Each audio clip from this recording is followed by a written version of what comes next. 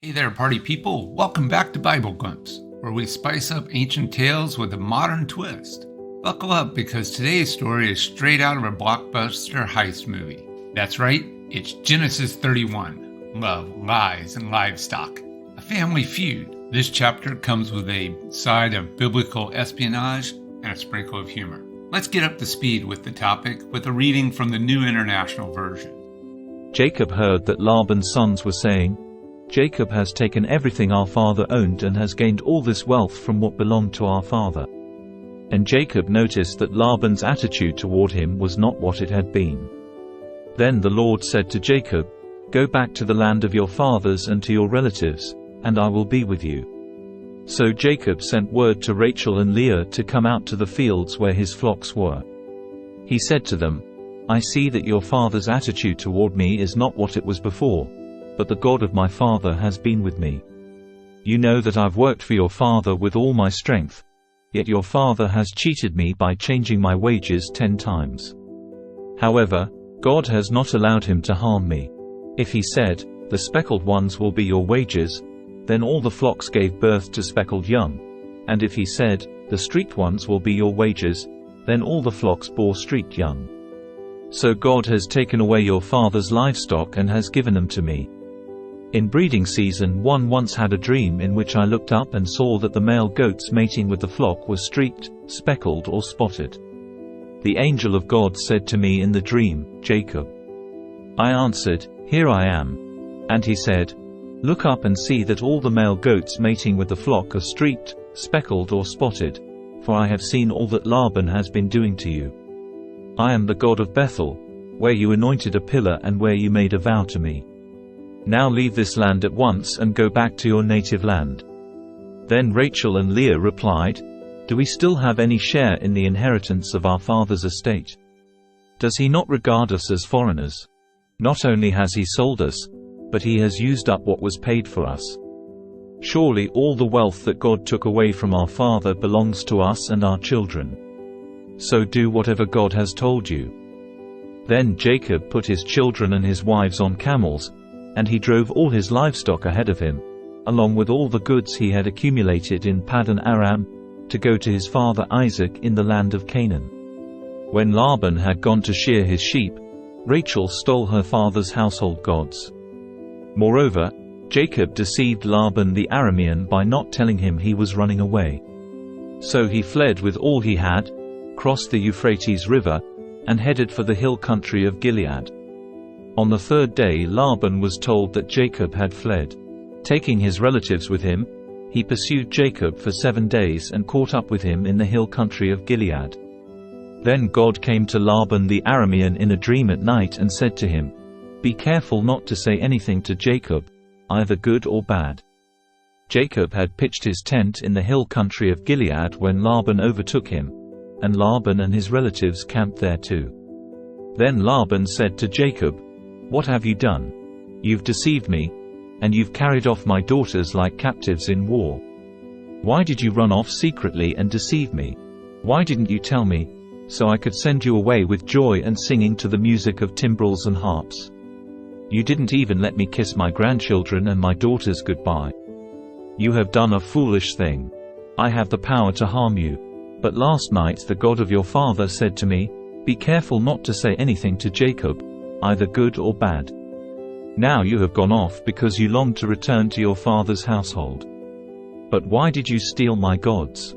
Jacob answered Laban, "I was afraid, because I thought you would take your daughters away from me by force. But if you find anyone who has your gods, that person shall not live. In the presence of our relatives, see for yourself whether there is anything of yours here with me, and if so, take it." Now Jacob did not know that Rachel had stolen the gods. So Laban went into Jacob's tent and into Leah's tent and into the tent of the 2 female servants, but he found nothing. After he came out of Leah's tent, he entered Rachel's tent. Now Rachel had taken the household gods and put them inside her camel's saddle and was sitting on them.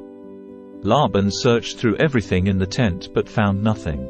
Rachel said to her father, "Don't be angry, my lord, that I cannot stand up in your presence. I'm having my period." So he searched but could not find the household gods. Jacob was angry and took Laban to task. "What is my crime?" he asked Laban. "How have I wronged you that you hunt me down? Now that you have searched through all my goods, what have you found that belongs to your household? Put it here in front of your relatives and mine, and let them judge between the two of us. I have been with you for 20 years now. Your sheep and goats have not miscarried, nor have I eaten rams from your flocks. I did not bring you animals torn by wild beasts. I bore the loss myself. And you demanded payment from me for whatever was stolen by day or night. This was my situation. The heat consumed me in the daytime and the cold at night, and sleep fled from my eyes. It was like this for the 20 years I was in your household. I worked for you 14 years for your 2 daughters and 6 years for your flocks, and you changed my wages 10 times. If the God of my father, the God of Abraham and the fear of Isaac, had not been with me, you would surely have sent me away empty-handed. But God has seen my hardship and the toil of my hands, and last night he rebuked you." Laban answered Jacob, "The women are my daughters, the children are my children, and the flocks are my flocks. All you see is mine. Yet what can I do today about these daughters of mine, or about the children they have borne? Come now, let's make a covenant, you and I, and let it serve as a witness between us." So Jacob took a stone and set it up as a pillar. He said to his relatives, "Gather some stones." So they took stones and piled them in a heap, and they ate there by the heap. Laban called it Jegar-Sahadutha, and Jacob called it Galeed. Laban said, "This heap is a witness between you and me today." That is why it was called Galeed. It was also called Mitzpah, because he said, "May the Lord keep watch between you and me when we are away from each other. If you mistreat my daughters or if you take any wives besides my daughters, even though no one is with us, remember that God is a witness between you and me." Laban also said to Jacob, "Here is this heap, and here is this pillar I have set up between you and me. This heap is a witness, and this pillar is a witness, that I will not go past this heap to your side to harm you, and that you will not go past this heap and pillar to my side to harm me. May the God of Abraham and the God of Nahor, the God of their father, judge between us." So Jacob took an oath in the name of the fear of his father Isaac. He offered a sacrifice there in the hill country and invited his relatives to a meal. After they had eaten, they spent the night there. Early the next morning Laban kissed his grandchildren and his daughters and blessed them. Then he left and returned home. This concludes the reading.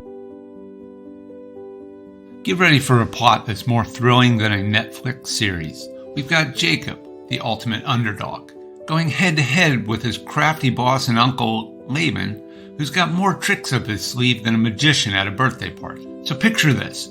Jacob has his eyes on Rachel, Laban's daughter, but Laban pulls a fast one at the altar and Jacob ends up with Leah instead. That's like ordering a cheeseburger and getting a tofu salad. Wow, what a switcheroo. So we saw most of that back in the last chapter of Genesis 30. But in Genesis 31, this is where things really hit the fan. Our rock star Jacob here decides it's time to pull off an audacious caper. And we're going to call it the Midnight Moonappers? That's right, folks. We're talking about cattle theft, sheep snatching, and goat grand larceny. It's like Jacob watched a few too many heist movies and decided, hey, I can do that. And here's the kicker. God himself gives Jacob the green light to make a run for it. With that, Jacob packs up his family, throws in some swiped livestock, and they hit the road. It's like Ocean's 11, but instead of cash, they're making off with sheep. But wait, there's more. Rachel decides to play hide and seek with her old man Laban, so she stashes some stolen idols in her camel's sack, and when Laban comes sniffing around, she pulls a "you can't sit with us" move. Stealing idols? That's like swiping someone's smartphone and using their credit card to order a pizza. Man, Rachel, you've got nerves of steel. In the grand finale, Jacob and Laban sit down for a heart-to-heart chat and even make a pact using a pile of rocks as their witnesses. It's like contract signing, but with Mother Nature as the notary. So what's the moral of this wild tale in Genesis 31? Sometimes you've got to be as cunning as Jacob, as determined as Rachel, and as stone-cold serious as Laban.